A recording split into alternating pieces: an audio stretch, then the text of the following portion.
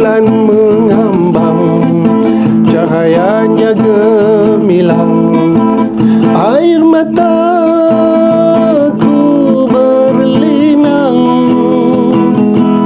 terkenang diriku malang, telah difitnah orang, berpisah pula menjelang. Besar sangat kesannya fitnah ini koma. Itu sebab dalam agama kita ni dilarang keras untuk kita memfitnah orang.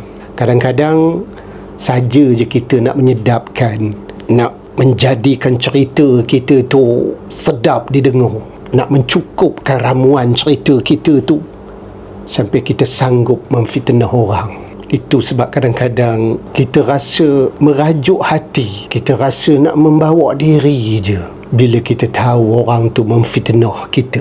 Merajuk hati, membawa diri, tiada seorang ingin hampiri.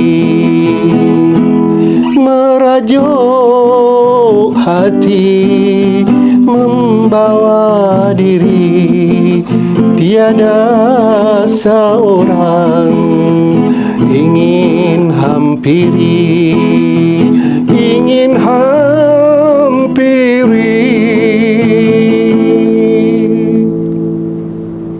Apakah dosaku? Apakah kesalahanku? Siksaku demikian,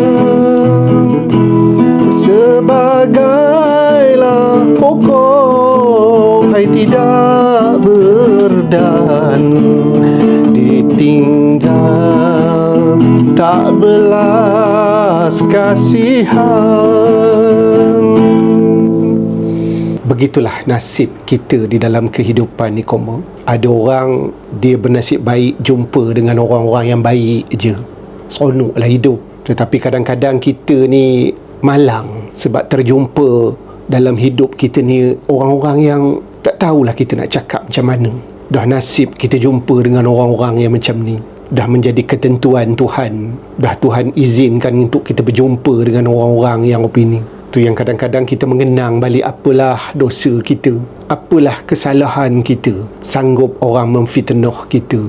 Jadi teman terkenangkanlah juga, tak lama lagi pada 30 Jun 2026 ini akan ditentukanlah nasib YB Syed Saddiq, ahli Parlimen Muar, sama ada dia akan kekal bebas ataupun akan dipenjarakan, di mana perbicaraan telah melalui masa yang panjang yang melibatkan 4 pertuduhan yang membabitkan dana Angkatan Bersatu Anak Muda.